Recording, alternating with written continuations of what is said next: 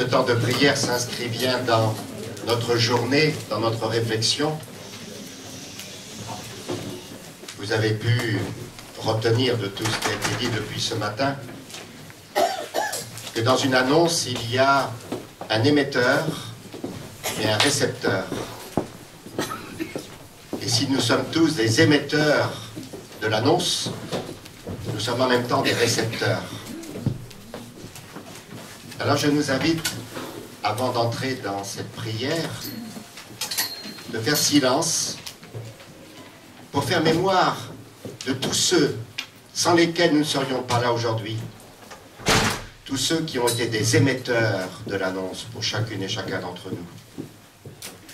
Nos parents, les grands-parents, parrains, marraines, éducateurs, catéchistes, prêtres, religieux, religieuses, tant de témoins que nous avons rencontrés et qui ont eu l'audace, je dis bien l'audace, de nous annoncer la bonne nouvelle. Alors voulez-vous que nous fassions dans notre mémoire défiler des visages de tous ces émetteurs qui nous ont fait devenir croyants.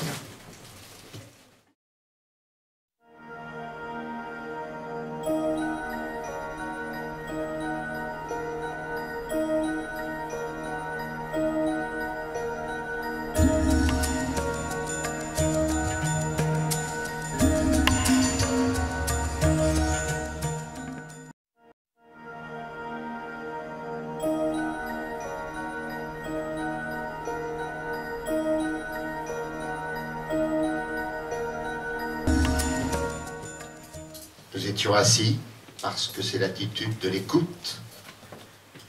Voulez-vous que maintenant, afin de bien manifester que nous sommes prêts à aller à la rencontre de nos frères et sœurs, nous nous mettions debout.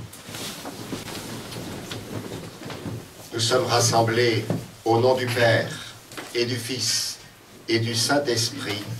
Amen.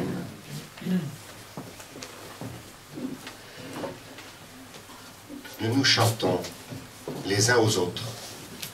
Écoute, oui, écoute la voix du Seigneur. Vous savez que nos frères juifs commencent leur prière chaque jour par ces mots, écoute Israël. Nous sommes un peuple de l'écoute. Et puis, en nous chantant les uns aux autres, nous qui sommes des émetteurs de la bonne nouvelle, nous pensons aussi à tous ceux vers lesquels nous sommes envoyés, comme pour leur dire, oui, écoute, écoute. Et vous savez que quand on dit écoute, on dit parfois chut. Alors on va le chanter, les couplets, à mi-voix, pour donner au refrain un peu plus d'ampleur. Écoute la voix du Seigneur, prête l'oreille de ton cœur, qui que tu sois, ton Dieu t'appelle, qui que tu sois, il est ton Père, toi qui aimes la vie, ô toi qui veux le bonheur, réponds en fidèle ouvrier de sa très douce volonté. Réponds en fidèle ouvrier de l'évangile et de sa paix. Écoute la voix du Seigneur, prête l'oreille de ton cœur, tu entendras que Dieu fait grâce, tu entendras l'esprit d'audace, toi qui aimes la vie, ô toi qui veux le bonheur, réponds en fidèle ouvrier de sa très douce volonté. Réponds en fidèle ouvrier de l'évangile et de sa paix.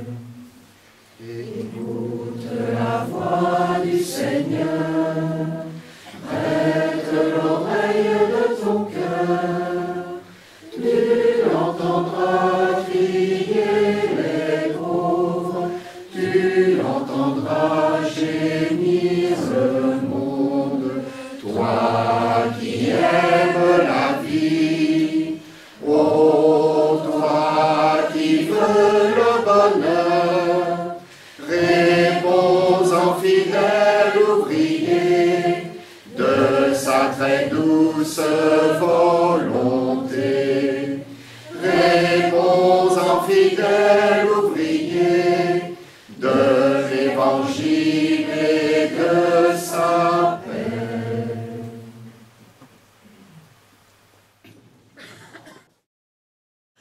Le texte du livre des Actes des Apôtres que nous allons écouter maintenant, je nous invite à faire très attention à partir de tout ce que nous avons entendu ce matin sur l'attitude des trois personnages de ce texte. On serait tenté de voir l'attitude d'abord de Pierre, l'attitude de Corneille, au risque d'oublier que le personnage principal, c'est Dieu. C'est Dieu qui prend l'initiative. C'est Dieu qui annonce, c'est Dieu qui travaille les cœurs, le cœur de Corneille et le cœur de Pierre. On remarquera l'audace de Pierre, en n'oubliant pas le Pierre qui, au moment du reniement, a eu peur et qu'il a eu plein d'audace. Nous écoutons. Du livre des Actes des Apôtres. Il y avait à Césarée un homme du nom de Corneille, centurion de la cohorte appelée Italique. C'était quelqu'un de grande piété qui craignait Dieu, lui et tous les gens de sa maison. Il faisait de larges aumônes au peuple juif et priait Dieu sans cesse. Pierre entra à Césarée. Corneille les attendait et avait rassemblé sa famille et ses amis les plus proches. Comme Pierre arrivait, Corneille vint à sa rencontre et tombant à ses pieds, il se prosterna. Mais Pierre le releva en disant « Lève-toi, je ne suis qu'un homme, moi aussi. » Tout en conversant avec lui, il entra et trouva beaucoup de gens réunis. Pierre prit la parole et dit « En vérité, je le comprends, Dieu est impartial. Il accueille, quelle que soit la nation, celui qui le craint et dont les œuvres sont justes. Telle est la parole qu'il a envoyée aux fils d'Israël, en leur annonçant la bonne nouvelle de la paix par Jésus-Christ, lui qui est le Seigneur de tous. Vous savez ce qui s'est passé à travers tout le pays des Juifs, depuis les commencements en Galilée, après le baptême proclamé par Jean. Jésus de Nazareth, Dieu lui a donné l'onction d'Esprit Saint et de puissance. Là où il passait, il faisait le bien et guérissait tous ceux qui étaient sous le pouvoir du diable, car Dieu était avec lui. Et nous sommes témoins de tout ce qu'il a fait dans le pays des Juifs et à Jérusalem. Celui qu'ils ont supprimé en le suspendant au bois du supplice, Dieu l'a ressuscité le troisième jour. Il lui a donné de se manifester, non pas à tout le peuple, mais à des témoins que Dieu avait choisis d'avance, à nous qui avons mangé et bu avec lui après sa résurrection d'entre les morts. Dieu nous a chargés d'annoncer au peuple et de témoigner que lui-même l'a établi juge des vivants et des morts. C'est à Jésus que tous les prophètes rendent ce témoignage. Quiconque croit en lui reçoit par son nom le pardon de ses péchés. Nous sommes à certains jours Corneille, à certains jours nous sommes Pierre. Tous, nous sommes animés par l'Esprit de Dieu. Et nous pouvons dire, nous aussi, Dieu nous a chargés d'annoncer au peuple et de témoigner que lui-même l'a établi juge des vivants et des morts.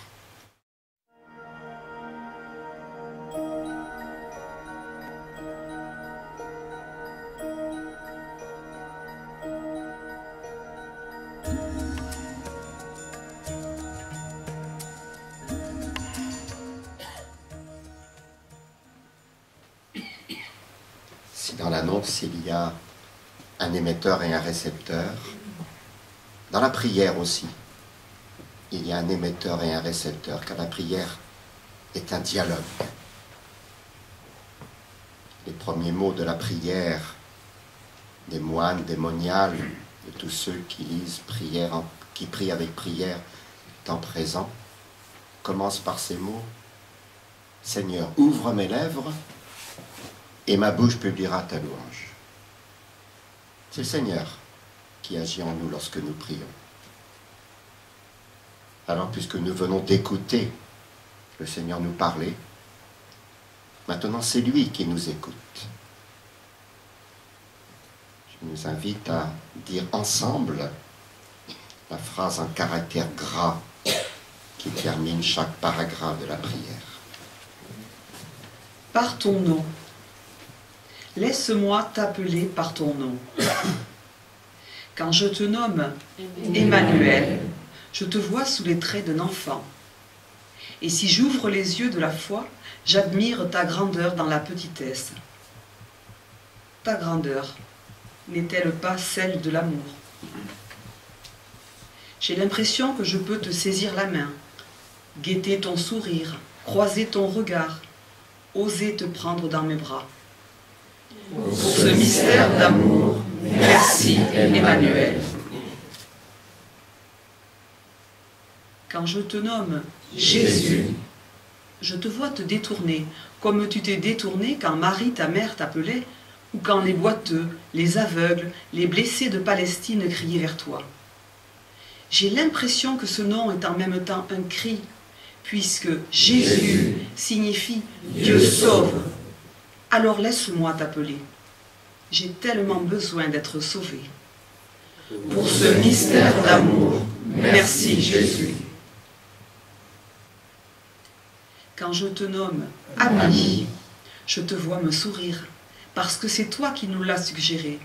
Je vous appelle ami, et avec toi l'amitié est réciproque, comme l'est l'alliance avec ton Père. Pour ce mystère d'amour, merci mon ami. Là encore, voyons des visages, les visages de tous ceux vers lesquels nous sommes envoyés, par notre mission, par notre être chrétien. Car être missionnaire n'est pas une option, ça fait partie de notre être de baptisé. Bien, pensons à tous ces visages, enfants, jeunes, adultes, personnes bien portantes, personnes en situation de handicap, malades, personnes âgées, personnes dans la souffrance, personnes dans la joie, personnes inquiètes face à l'avenir. Nous osons leur dire: écoute la voix du Seigneur, prête l'oreille de ton cœur, tu entendras grandir l'Église, tu entendras la paix promise, toi qui aimes la vie, ô toi qui veux le bonheur, réponds en fidèle ouvrier de sa très douce volonté. Réponds en fidèle ouvrier de l'Évangile et de sa paix. Écoute la voix du Seigneur, prête l'oreille de ton cœur, qui que tu sois, fais-toi violence, qui que tu sois, rejoins ton frère, toi qui aimes la vie, ô toi qui veux le bonheur, réponds en fidèle ouvrier de sa très douce volonté. Réponds en fidèle ouvrier de l'Évangile et de sa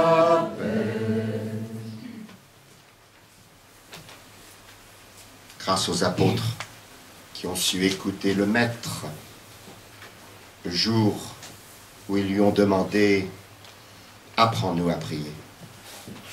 Et s'ils ont demandé à Jésus « Apprends-nous à prier », c'est parce qu'ils l'ont vu prier. C'est au moment où Jésus revient, là où il s'était mis à l'écart. Et voyant sans doute sur le visage de Jésus resplendir déjà sa divinité, « Apprends-nous à prier ».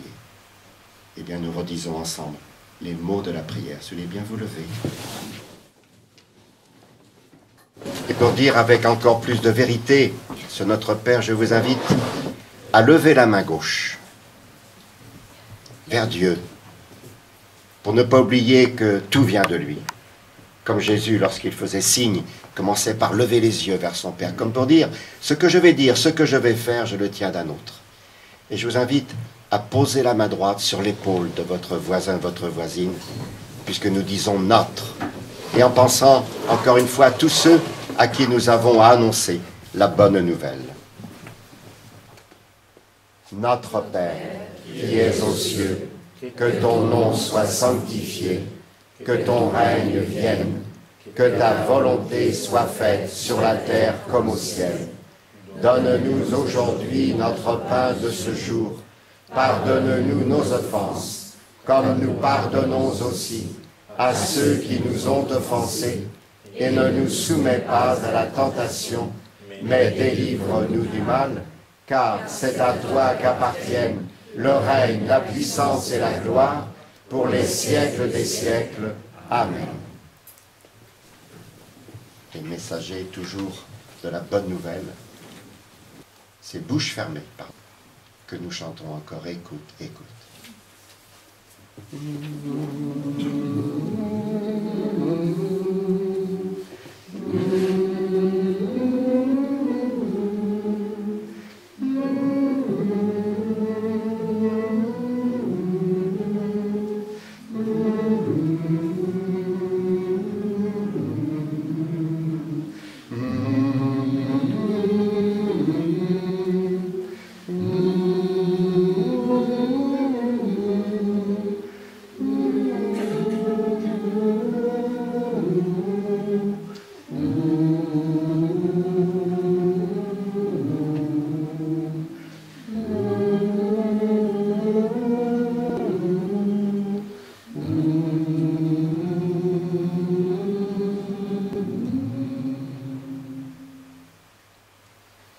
Au nom du Père et du Fils et du Saint-Esprit. Amen.